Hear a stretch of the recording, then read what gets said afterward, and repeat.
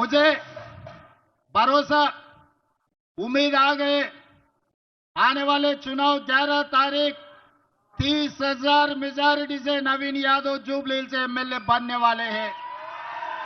ये 30,000 में आधा हिस्सा शेखपेट का हिस्सा 15,000 मेजॉरिटी शेखपेट से दिला के इस चुनाव में शेखपेट का ताकत, शेखपेट का शक्ति आप लोग दिखाने वाले हैं।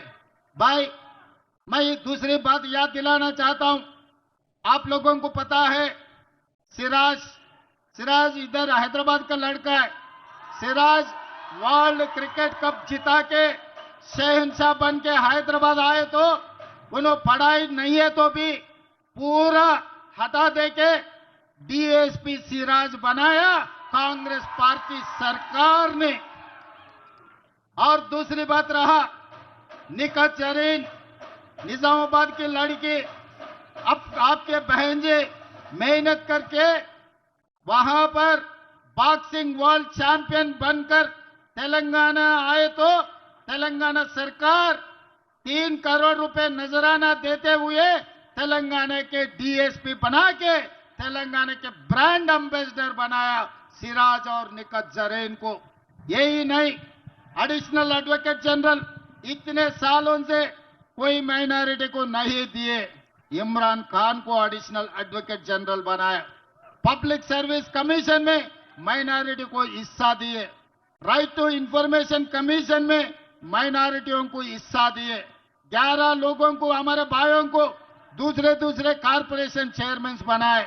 और खासकर 4 दिन पहले भारत के खिलाड़ी पूरा दुनिया में देश के नाम जो रोशन किए, अपने भारत के खिलाड़ी कैप्टन मोहम्मद अजहरुद्दीन भाई को मैं मंत्री बनाया।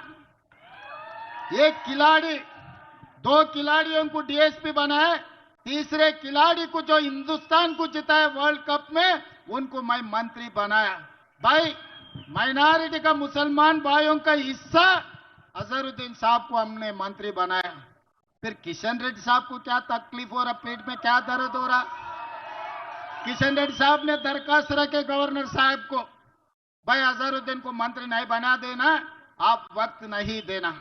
मैं पूछना चाहता हूं शेखपेट से किशन रेड्डी साहब को, आपके बाप का जागीर जायदाद हम नहीं मांगा। हमने गुजरात नरेंद्र मोदी जी का जमीन जायदाद हम नहीं मांगा। तेलंगाना रियासत में जो हमारे मुसलमान भाइयों का हिस्सा, जो मंत्रिमंडल में उनका हिस्सा, मोहम्मद अजहरुद्दीन को हम मंत्री बनाए। आप नहीं, मोदी जी नहीं, अमित शाह नहीं, सब आके खड़ा रहे तो भी हम लोग मोहम्मद अजहरुद्दीन को मंत्री बनाया। मंत्री बना के माइनॉरिटी के हिस्से माइनॉरिटी को दे दिए। भाई, कल मैं रहमतनगर में भाषण दे रहे थे। मैं बोलने का मतलब, मुसलमान का मतलब कांग्रेस, कांग्रेस का मतलब मुसलमान। आज कांग्रेस की ताकत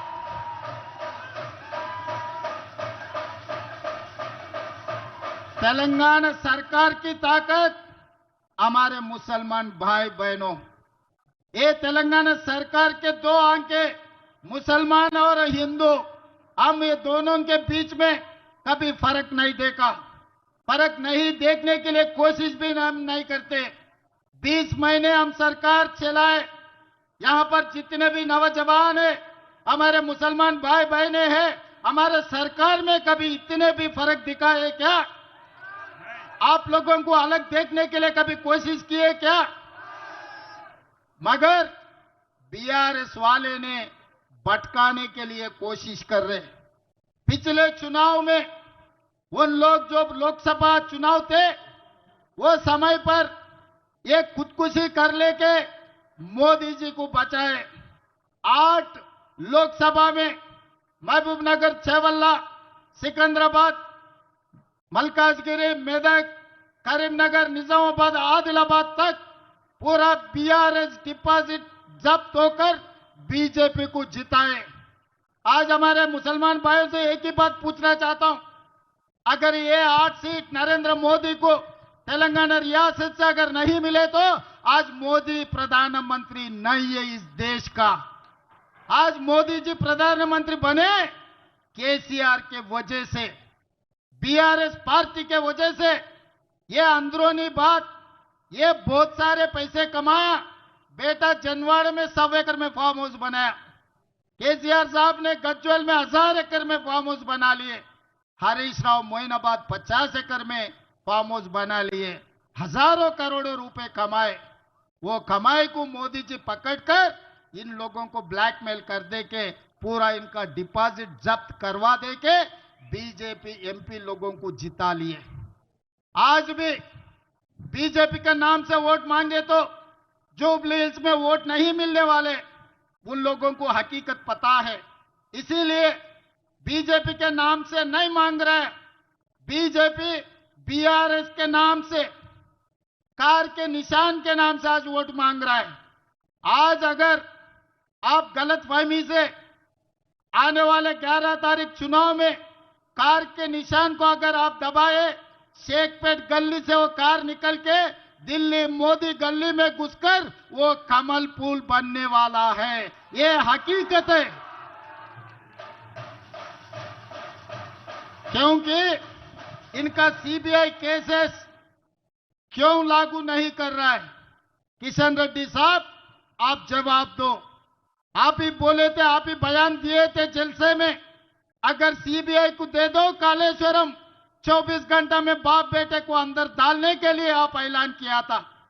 आज मैं सवाल कर रहा हूं किशन रेड्डी जी को, मोदी जी को, 3 महीना हो गए, असेंबली में चर्चा करके सब लोग तय करके मोदी जी को भेज दिए, सीबीआई केस लगा दो कालेश्वर में केसीआर को और उनके बेटे को अंदर डालो चरलापल्ली में, उनको चिप्पा कूड़ू खिलाओ बोल के हम बोले, मगर नहीं हो रहा। क्यों नहीं हो रहा? क्या है? मोदी जी किसी को छोड़ा क्या इस देश में? मोदी जी किसी को बचाया क्या? जो भी मौका मिले विपक्ष के नेता लोगों को, सोनिया जी, राहुल जी तक किसी को नहीं छोड़ा, सबको ईडी केसेस में लगाए, सबको सताए, सबको रुलाए, मगर बाप बेटे को काली ऐसा टच भी नहीं कर रहा। क्यों? इसका हकीकत क्या है? हमारे मुसलमान भाइयों को सोचो बोलना के इस वक्त में मैं बोलना चाहता हूं। दिखाने का अलग है, हाथी का दांत खाने का अलग है, दिखाने का अलग है।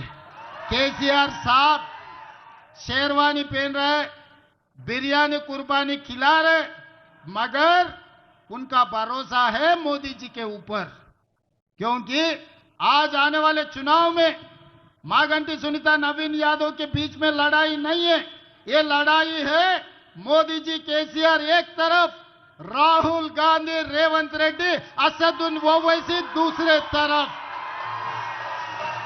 चलो देखेंगे। मैं सवाल कर रहा हूं मोदी जी और केसीआर से, हिम्मत है तो हरा के दिखाओ, असदुद्दीन ओवैसी, रेवंत रेड्डी, राहुल गांधी, नवीन यादव को जिता के 30,000 मेजॉरिटी हम दिलाएंगे।